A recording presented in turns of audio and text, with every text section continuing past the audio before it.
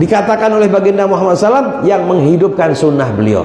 Barang siapa menghidupkan sunnah beliau, ya, diantaranya yang terpenting adalah syiar Al-Quran, maka dia akan diberikan seperti pahala orang yang mati syahid. Alhamdulillah, nggak ada yang mustahil, karena kecintaan kita dan upaya kita yang kita kerjakan walaupun sedikit. Saya cuma mampunya sedikit, Ustaz. Saya nggak ahli baca Quran. Mulai sekarang kita bertobat. Bertobat kita, sampai umur segini masih belum bisa baca Quran. Bertobat, akui di hadapan Allah Subhanahu Wa Taala, minta ampun. Kemudian kita niat untuk berubah. Niat untuk berubah, mengabdikan sisa umur kita untuk Al-Quranul Karim. Yang ketiga apa? Berdoa. Ya Allah, a'inna ala dzikrik wa syukrik.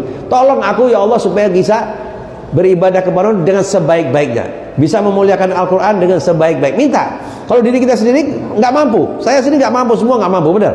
Tapi dengan minta bantuan Allah Subhanahu Wa Taala, disertai niat yang soleh, disertai selalu banyak minta ampun, karena dosa-dosa itu akan menghalangi kita dari berbuat baik. Dosa-dosa akan menghalangi kita dari berbuat baik. Mau berbuat baik nggak bisa terus. Berarti apa? Dosanya banyak, harus banyak istighfar, bertaubat. Nah, itu nanti praktek-prakteknya untuk yang demikian bisa belajar dari guru kita. Kemudian kita komitmen setiap hari, siapkan waktu kita untuk menghidupkan tadarus. Dimanapun kita berada, kita sholat di masjid atau sholat di musola, hidupkan setelah selesai wirid dan doa, hidupkan, kita buka mushaf Al-Quranul Karim.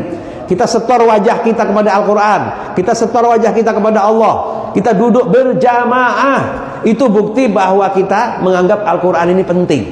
Kan dia satu-satunya tali Allah, ya, yang tidak mengandung keraguan di dalamnya, yang menjamin kita pasti bahagia dunia akhirat. Kalau tidak, justru kita akan tenggelam bersama-sama orang yang lalai. Kita akan tenggelam seperti yang kita sebutkan tadi dalam perumpamaan. Betul ya?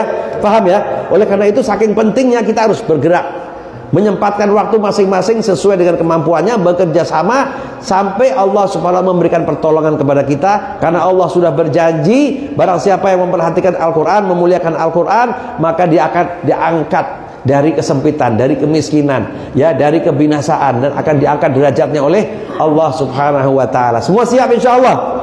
Dalam waktu yang sangat singkat ini, mudah-mudahan sepele sepertinya yang kita kerjakan, tapi karena kita mengikuti niat yang benar, ikhlas karena Allah, li ajlil Quran, demi untuk memuliakan Al-Quran, maka kita menjadi orang yang berbahagia, yang dikatakan sebagai keluarganya Allah.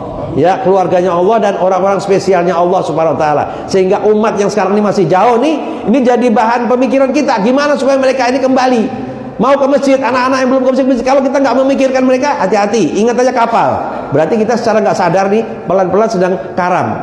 Itu yang harus kita pikirkan, sehingga kita semangat setiap hari untuk bekerja sama, menggali ilmu yang bisa menjadikan kita ini lebih mencintai, menghayati Al-Quran, dan siap untuk berjuang untuk Al-Quranul Karim, sehingga ujung-ujungnya kita selamat dan kita termasuk orang yang diberikan pahala mati syahid menjadi keluarganya Allah dan keluarganya baginda Rasulullah SAW, insyaallah. Amin amin ya rabbal alamin. Jazakumullah khairul jaza. Wassalamualaikum warahmatullahi wabarakatuh.